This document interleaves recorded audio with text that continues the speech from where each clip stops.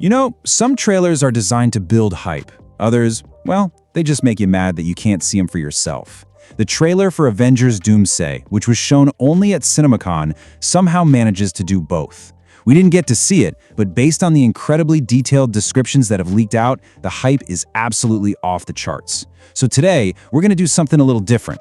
We're going to piece this thing together, description by description, and figure out what this unseen masterpiece is all about. Let's dive in. So, here's the plan for this deep dive. First, we'll talk about the whole mystery behind this trailer nobody's seen.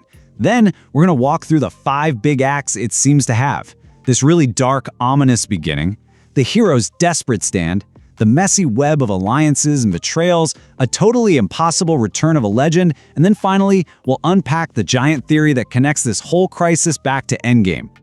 Okay, so just to be super clear before we go any further, this whole breakdown is based on a trailer that only a handful of people at CinemaCon got to see. The rest of us, we've only got detailed written accounts from people who were in that room. And honestly, that's what makes this so much fun. We all get to be detectives on this one. That's right. It's kind of like we're doing cinematic archaeology here. We're piecing together a story from the clues we've been given, trying to figure out the tone, the plot, and what sound like some absolutely mind-blowing reveals. I've read every description I could get my hands on, and I gotta tell you, what they're describing, it doesn't sound like just a movie trailer. It sounds like an event. All right, let's get to the start of the trailer. Right off the bat, every description makes it so clear that this is not your typical Marvel movie. The tone is immediately dark, unsettling. It's just completely different from what we've come to expect. So, picture this. Every description starts here. There's no big, booming Marvel score, no sound effects, nothing. Just dead silence, broken only by a faint, rhythmic heartbeat. This isn't an action movie opening. They say it feels more like a horror film. It's a choice made to put you completely on edge from the very first second. And through that unnerving silence, we get our first look at a place that's just been completely leveled. The camera slowly pans up the side of a ruined building, and then you see it, a familiar logo. It's the X of the X-Mansion.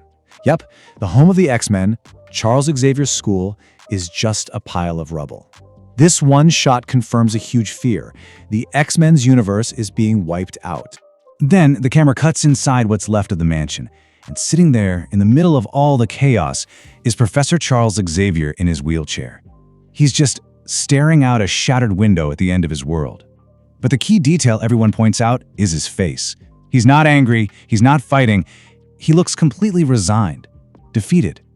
He, one of the most powerful minds in existence, looks like he knows it's over and there's nothing he can do. And over this scene of pure despair, we hear the first line of dialogue. It's a cold, menacing voice with a clear Eastern European accent, and it says, "Something is coming. Something we may not be able to deter." Well, that just immediately sets the stage for a threat that sounds completely unstoppable. So whose voice is that? Get ready for this. It's described as none other than Robert Downey Jr. But this is not the RDJ we know. All the charisma, the sarcasm, the fast-talking charm of Tony Stark, it's gone. In its place is this cold, menacing tone with that totally unfamiliar accent. This is our first, chilling introduction to his Dr. Doom. Then we get a quick, shadowy glimpse of Doom himself. He's unmasked, scarred, just like in the comics. But the most shocking part of this image is his posture. He's kneeling. Dr. Doom, a guy defined by his unbreakable pride, who bows to absolutely no one, is on his knees. This single image tells you he's coming from a place of deep pain, or has just suffered a huge defeat of his own. And then, Doom delivers another ice-cold line. "Before this day is done, we shall be faced with an unthinkable decision." See, the key takeaway here is he's not just talking about a big fight, he's talking about a choice. A moral problem so horrible, so difficult, that he calls it unthinkable. This is foreshadowing a conflict that's going to have consequences that ripple across the entire multiverse. Okay, from there, the whole scene shifts. We leave the ruins of that universe and we're back in the heart of our own, New York City, where what's left of our heroes are scrambling to face this new reality. And look where they are. It's the redesigned Avengers Tower, and that classic red A logo is finally back where it belongs. The descriptions say that inside, we see this whole new crew of heroes getting briefed. We're talking the Thunderbolts and, for the first time ever in the MCU, the Fantastic Four. And who's stepping up to lead this new group? It's Thor. The descriptions paint this picture of a Thor who looks just exhausted, worn down from endless fighting, but still determined. He's got the weight of worlds on his shoulders, and he's there to deliver a pretty grim message to everyone in that room. His speech starts with this incredibly heavy line. "I have fought with many warriors in my time. They were far stronger than all of us put together, and they died." Just let that sink in for a second. This is a 1,500-year-old god, a veteran of 1,000 wars, telling a room full of superheroes that he's fought alongside beings way more powerful than them, and even they didn't survive. And then he really drives it home. Those powerful warriors died, facing enemies and threats that scared me far less than this one. This is the key.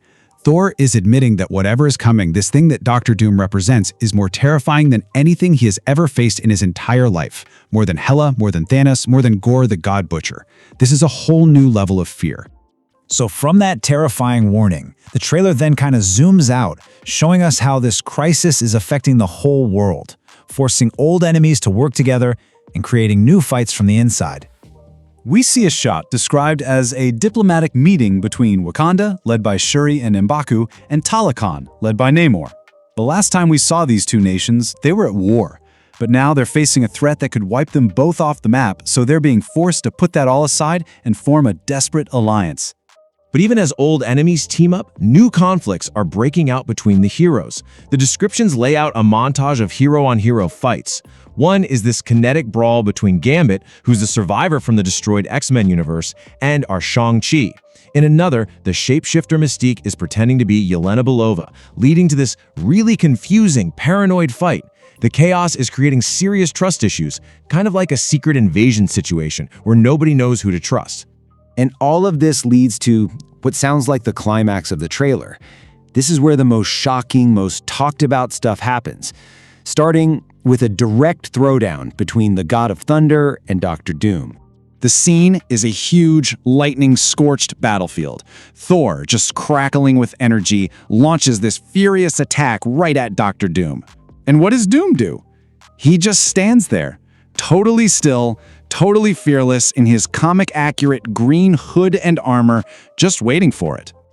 So Thor hits him with Mjolnir in this massive explosion of lightning, and Doctor Doom just stops it, cold, with one hand.